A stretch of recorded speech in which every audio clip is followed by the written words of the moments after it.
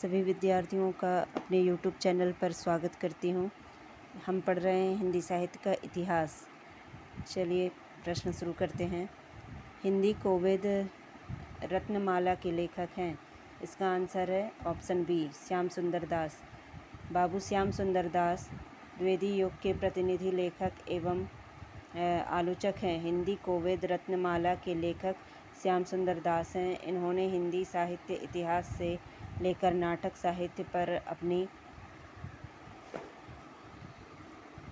आलोचना लिखी। हिंदी कोविद रत्नमाला कवियों का संग्रह है तथा रूपक रहस्य नाटक साहित्य पर लिखी गई आलोचना है। इनकी अन्य रचना गद्य कुसुमावली भी है। महावीर प्रसाद द्विवेदी की रचना है कवि और कविता, उपन्यास, रहस्य, भाषा और व्याकरण।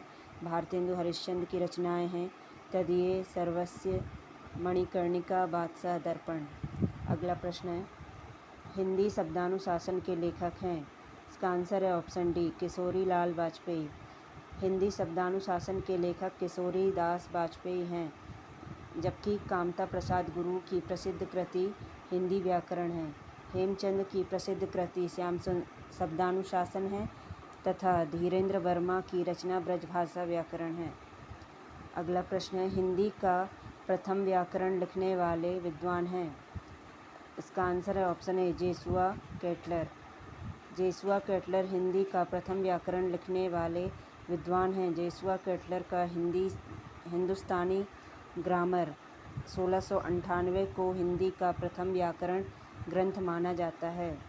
अगला प्रश्न है, a history of Hindi literature के लेखक हैं फ्रैंक ई के। इसकी व्याख्या देखते हैं। A history of Hindi literature के लेखक फ्रैंक ई के हैं। जॉर्ज अब्राहम ग्रेसन ने the modern vernacular literature of Hindustan लिखा था।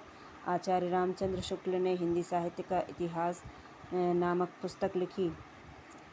अगला प्रश्न है, आचार्य रामचंद्र शुक्ल ने द्वितीय उत्थान का समय माना कब से कब तक माना है। इसका आंसर है ऑप्शन ए, 1893 से 1918 तक। आचार्य रामचंद्र शुक्ल का समय विभाजन इस प्रकार है। प्रथम उत्थान संवत 1925 से 1950, मतलब 1868 से 1893 ईस्वी तक। द्वितीय उत्थान है संवत 1950 से 1975, 1893 से 1918 ईस्वी तक। और तृतीय उत्थान संवत 1975 से अब तक, यानी कि 1918 ईस्वी से अब तक।